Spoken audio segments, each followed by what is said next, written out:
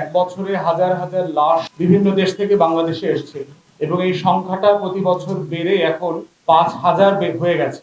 প্রশ্ন হচ্ছে যে এত হাজার মানুষ কেন প্রবাসে গিয়ে প্রাণ হারাচ্ছেন, নির্যাতিত হচ্ছেন, খুনের শিকার হচ্ছেন, বিভিন্ন দুর্ঘটনায় পতিত হচ্ছেন। তো এই বাস্তবতায় আমরা বোধ করছি যে প্রবাসীদের সমস্যা সংকটগুলো নিয়ে বাংলাদেশ রাষ্ট্রের করণীয় কি, পার্টিকুলারলি অন্তর্বর্তীকালীন সরকারের করণীয় কি, সেগুলো নিয়ে আমাদের দিক নির্দেশনা দেওয়া দরকার। প্রবাসে যারা যাচ্ছেন তাদের ভিতরে কতগুলো ক্রাইটেরিয়া, ক্যাটাগরি আছে আর কি। একটা ক্যাটাগরি দেখবেন হচ্ছে যারা উন্নত দেশে যাচ্ছেন, ইউরোপে যাচ্ছেন, আমেরিকাতে যাচ্ছেন, অস্ট্রেলিয়া, কানাডা এইসব এলাকাতে যাচ্ছেন।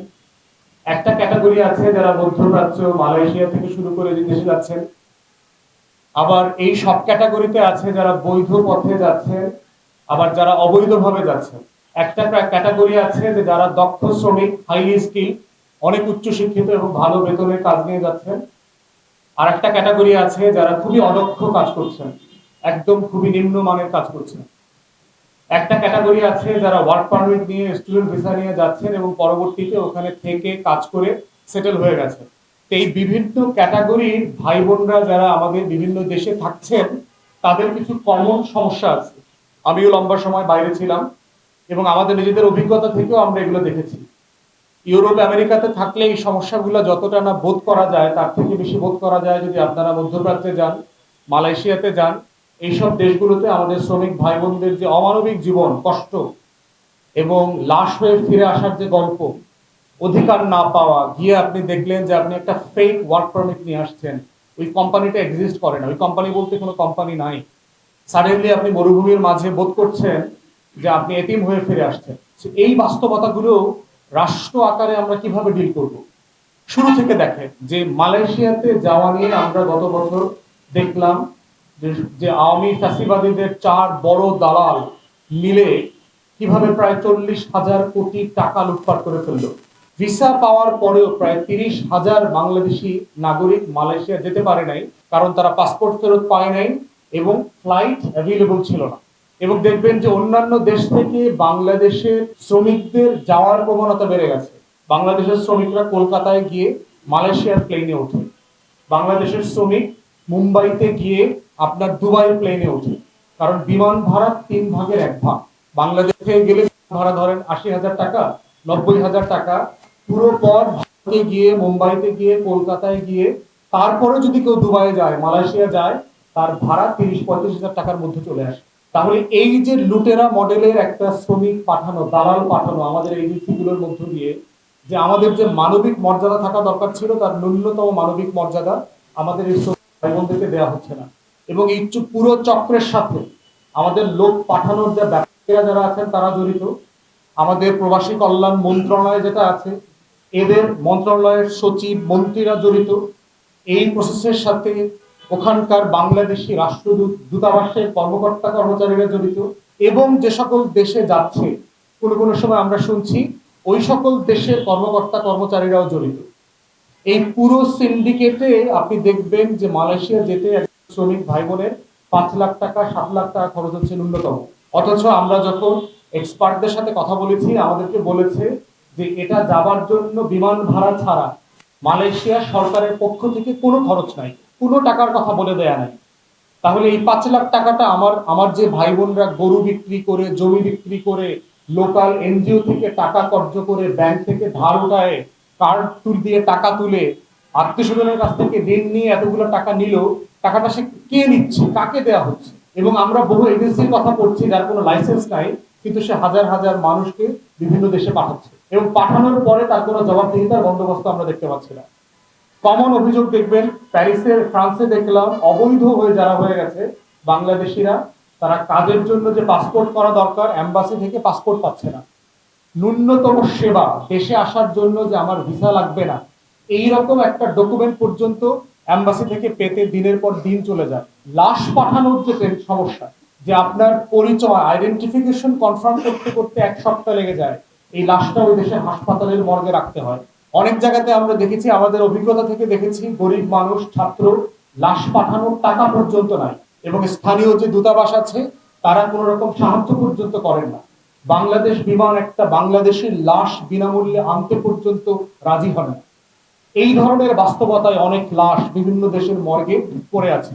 আর একটা সমস্যা আমরা দেখেছি, বিভিন্ন দেশে হাজার হাজার বাংলাদেশি নাগরিকরা জেলে পচতেছে।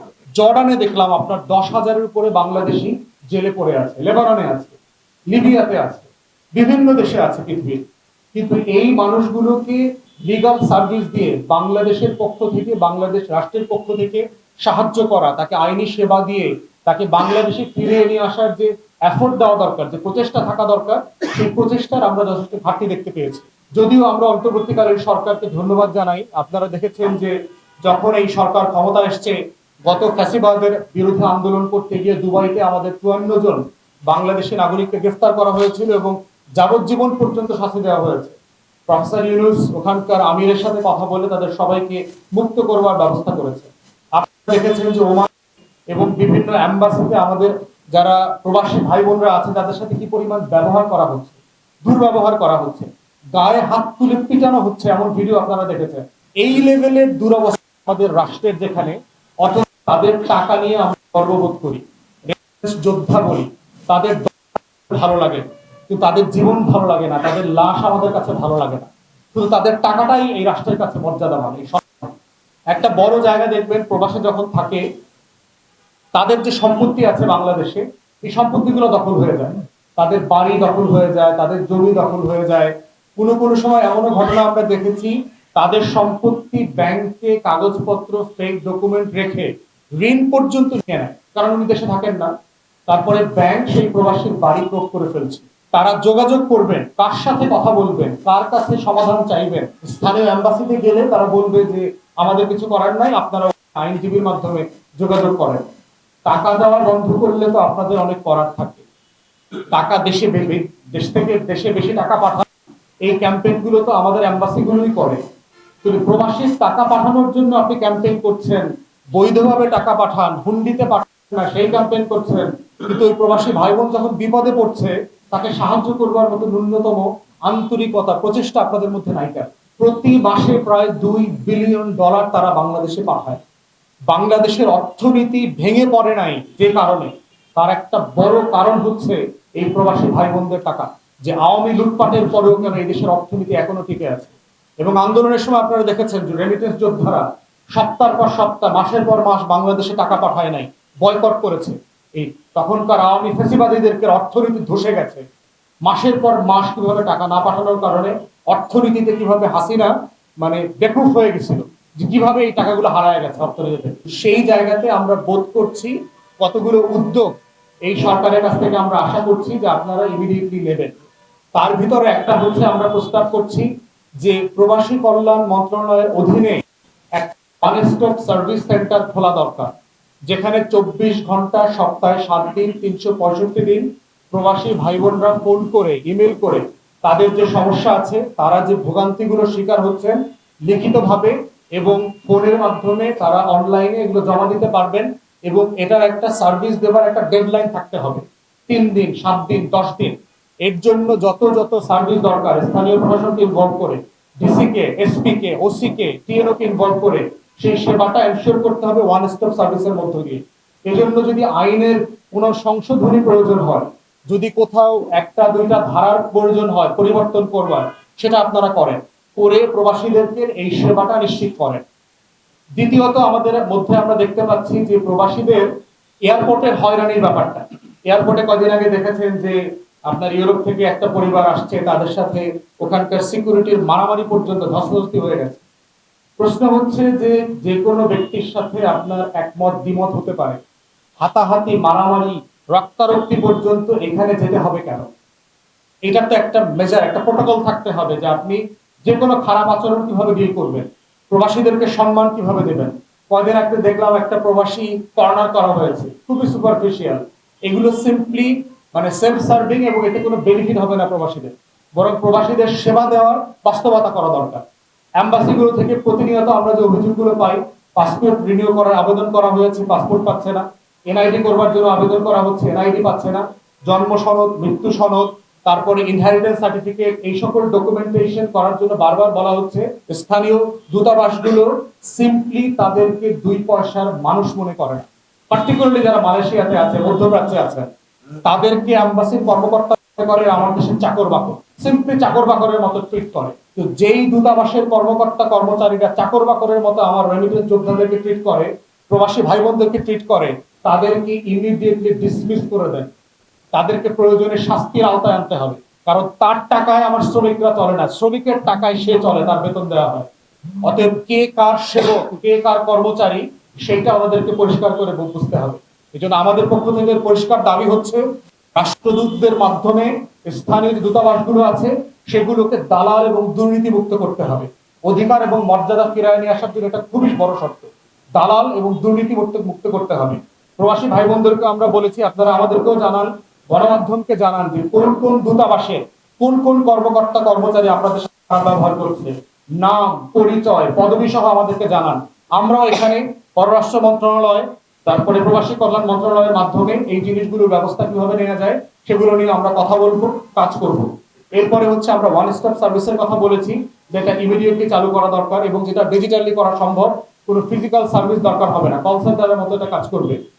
4 যেটা বলেছি যে বাংলাদেশের লক্ষ লক্ষ হাই স্কিল, অতি দক্ষ যোগ্য মানুষরা পৃথিবীর বিভিন্ন দেশে কাজ করছেন, বিভিন্ন দেশের সরকারের গুরুত্বপূর্ণ জায়গায় কাজ করছেন। এই মানুষগুলোকে বাংলাদেশ গঠনে আমরা ফেরত পেতে চাই। যারা 10 বছর আগে, 20 বছর আগে, 30 বছর আগে ইউরোপ আমেরিকাতে গেছেন, ওখানে পড়াশোনা করেছেন, ওই দেশের গুরুত্বপূর্ণ জায়গায় চাকরি করছেন, তাদেরকে আমরা বাংলাদেশে ফেরত চাই এই নতুন বাংলাদেশকে গড়বার জন্য। এই ফেরত পাওয়ার পিছনে একটা বড় অন্তরায় হচ্ছে আপনার দ্বৈত নাগরিকত্বের একটা বাধা আছে বাংলাদেশে। আপনারা জানেন যে বাংলাদেশে গুরুত্বপূর্ণ পদে দ্বৈত নাগরিকরা চাকরি নিতে পারবেন না, কোনোভাবে ইনভলভ হইতে পারবেন না, এরকম বাদ দেয়া আছে। ধরেন জাজ, সুপ্রিম কোর্টের জাজ হইতে পারবেন না বলে দেয়া আছে। এখন ইংল্যান্ডে যে আইনজীবী ওখানকার কোর্টে জাজ হয়েছেন, এমন একজন বাংলাদেশি যদি বাংলাদেশে সে জাজ হতে চায়, আমরা তো চাইবো দেশের স্বার্থে সে বাংলাদেশে আসুক, বাংলাদেশকে সেবা করুক, বাংলাদেশের আমলা হওয়ার জন্য, বাংলাদেশের জাজ হওয়ার জন্য, বাংলাদেশের এমপি মন্ত্রী হওয়ার জন্য, সবকিছু হওয়ার জন্য। তো এই রিফর্ম গুলো অত্যাবশ্যকীয় বলে আমরা দাবি করছি এবং এবি পার্টির পক্ষ থেকে অন্তর্বর্তীকালীন সরকার, পররাষ্ট্র মন্ত্রণালয়, পার্টিকুলারলি প্রবাসী কল্যাণ মন্ত্রণালয় যারা আছেন তাদেরকে আমরা আহ্বান করছি, আপনারা টাস্কফোর্স গঠন করেন, তাদের অধিকারের গ্যারান্টি দেন, নিশ্চয়তা দেন, কোথায় কোথায় লঙ্ঘন হচ্ছে সেগুলো বন্ধ করেন এবং প্রবাসী ভাই বোনদেরকে সর্বোচ্চ সম্মান দিয়ে বাংলাদেশের নাগরিক হিসাবে আমরা যেন ট্রিট করতে পারি, আমরা যেন আচরণটা সেভাবে করতে পারি। এয়ারপোর্ট থেকে শুরু করে বিদায়ের দিন পর্যন্ত, সেই ফিরে যাওয়া পর্যন্ত, সেই আহ্বান রেখে আমার ব্রিফিং এখানে শেষ করছি।